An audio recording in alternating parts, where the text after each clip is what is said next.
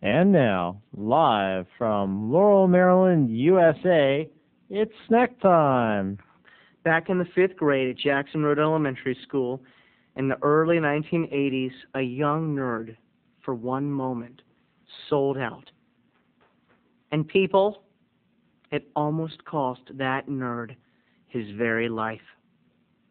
And now, in the next 5 minutes, I shall tell you that twisted tale. Well, back in elementary school, I think it was no surprise to anybody that yours truly was a nerd. And my best friend Prashant, he was a nerd too. Prashant and I were close because, we felt the pains of being an outcast. We felt the pains of being the last one chosen for the dodgeball teams, the last one chosen for all the teams, the last one to invite to a cotillion. We knew each other's pain. And so the three of us, Prashant, Doug, and myself, we became the Heathers of the nerds. And for one day, I sold out on my other fellow nerds, people, and now learn my lesson. Feel the icy fingers of death that they prickled at my throat. And know why, when you try to sell out and turn your back on the nerds of the world, you'll pay the price. You'll feel their icy heat. Anyway, it was softball. That day we had our favorite substitute, and she was only our favorite because she was old and manipulatable. I can't even remember her name, but she was as old as dirt, and we were on the softball field, and I took my swing at bat. I knew I was going to fail. I always missed the ball, people. Never did I make contact, but today I did. Today, magically, my bat swung, hit the ball, and it soared. And all the kids couldn't believe it. They said, golly, Crum, it actually hit one. I couldn't believe it. Could it be? Could this be the changing of the tides?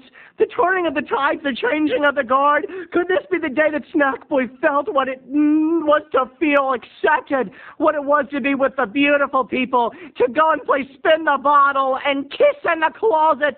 Was it to know friendship outside of the nerd squad? I went to bat again. Again he pitched, and again, with my newfound inspiration, I swung my bat, and again I made contact. The ball soared. The kids couldn't believe it. I ran the bases, and for a moment, I rose above my station. I rose above my lot. No longer was I on the Dungeons and Dragons team. Now I was a popular kid.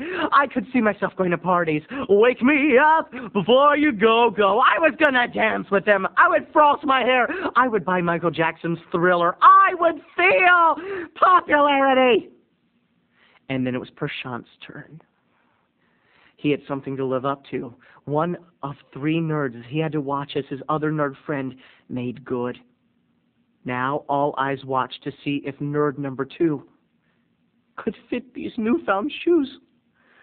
They pitched. We watched, bated breath. His bat swung. He missed the ball.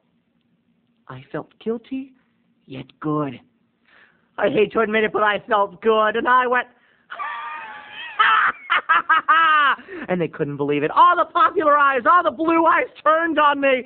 And they're like, is that Terry making fun of Prashant? Who would have ever thought? And Prashant wiped the beads of sweat off his forehead.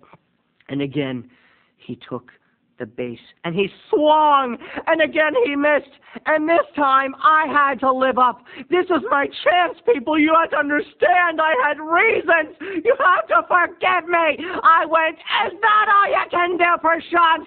Come on, swing it. So try. And again he swung, and again he missed, people. And I knew it before I could stop myself. My mouth was opening and horrible things was coming out. Things that the other kids used to say to me. I said, Prashant, ha ha, get out of there. Oh, is that it's going to boo, boo. And before you know it, in slow motion, Prashant dropped the bat, and it was his turn to make good. Before I knew it, he was coming around the fence.